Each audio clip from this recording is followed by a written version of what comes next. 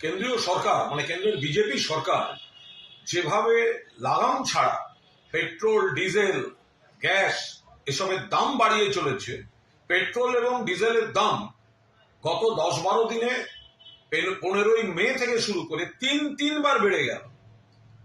2014 থেকে তো আর যুদ্ধ চলছিল না, এখন কিছু বললেই বলছে যুদ্ধ পরিস্থিতি।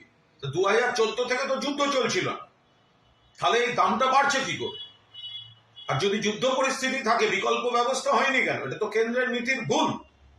পেট্রোল ডিজেলের দাম বাড়ার অর্থ শুধু যিনি গাড়ি চড়ছেন তার নয়, বাজারে আগুন, পরিবহনের সমস্যা, অটোর ভাই বন্ধুরা তাদের যে গ্যাসের দাম বাড়িয়েছে, যাত্রীদের পকেটে চাপ পড়ছে, যাতায়াতে সর্বনাশ হচ্ছে, পরিবহনে খরচা বাড়ছে, বাজারে সবজি থেকে আরম্ভ করে যা যা আপনি কিনছেন, পরিবহনের খরচা বাড়লে বাজারের দাম বাড়ছে।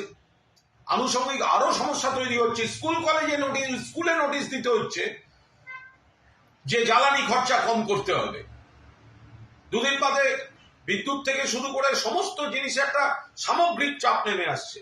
এই পেট্রোল ডিজেলের দাম ঘুরে ফিরে কর্মসংস্থান থেকে শুরু করে মধ্যবিত্ত নিম্নবিত্ত শ্রমজীবীর বাজেট খরচ সবের উপর চাপ দিচ্ছে কেন্দ্রের এই বিজেপি সরকার। ভোটের সময় ডেলি প্যাসেঞ্জারি করে কত মিষ্টি মিষ্টি কথা, একবারও তো বলেননি যে ভোট শেষ হলেই সবার দাম বাড়ানো হবে। ডোমেস্টিক গ্যাস থেকে অটোর এলপিজি থেকে পেট্রোল ডিজেল সবকিছুর দাম জননেত্রী মমতা বন্দ্যোপাধ্যায় বলেছিলেন যে ভোট শেষ হলেই এই সবে কোপ পড়তে শুরু করবে।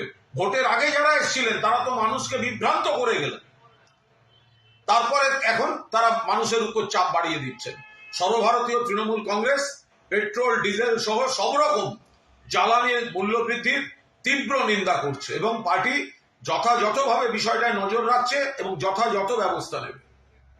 ফলো করুন টিডিএন বাংলা, সত্যের পক্ষে খবরের আওয়াজ।